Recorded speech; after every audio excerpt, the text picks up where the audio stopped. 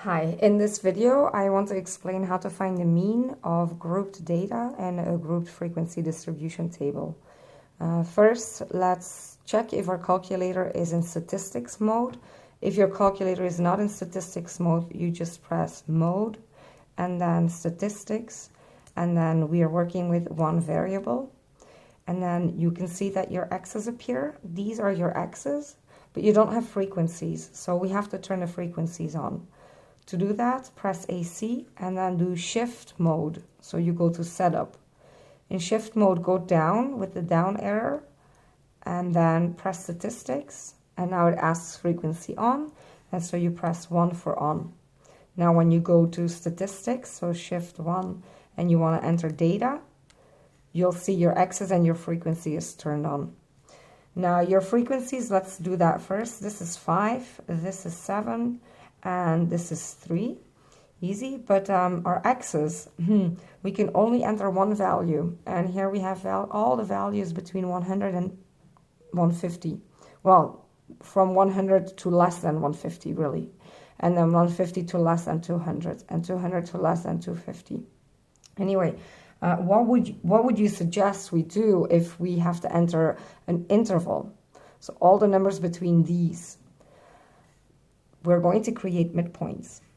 So the middle of 100 all the way till 150. Some of you might just know, okay, that's 125. But if you don't know, this is how we do it mathematically. 100 plus 150. So in my head, already 250. Divide by 2, so 125. Same thing for the next one.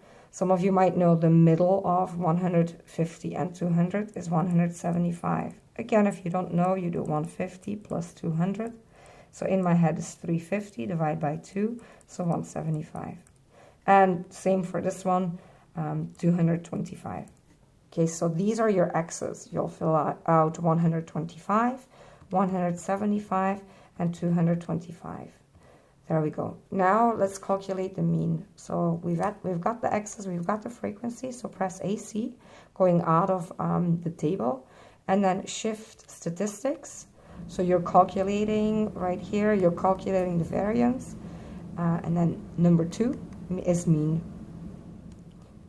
There we go. So the mean is 168.3 repeating, which kind of makes sense. If these are your, right here, if these are your values, and these are the midpoints, then it should be around these numbers somewhere.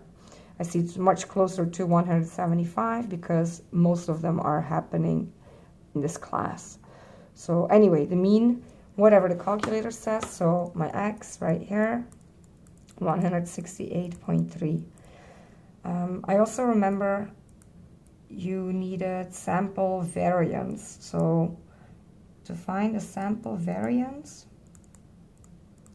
so the first thing you need to do for this is find the sample standard deviation. So again, go to shift stat after you've entered all of the data. Again, shift stat, then you go to var, and then this right here is the standard deviation for a population. Now that's not what we want the standard deviation for a sample. So this one right here is the standard deviation for a sample. So S means sample, and then this same thing, it's the standard deviation but for a population.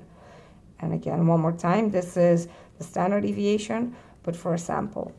So you press 4, and then you get the sample standard deviation is 37.16. Now to find the sample variance, whatever the standard deviation is, you have to square it. But again, don't forget, it has to be the sample standard deviation if you have to find a sample variance. Here we just found the sample standard deviation, and now we press second power. This button right here, second power.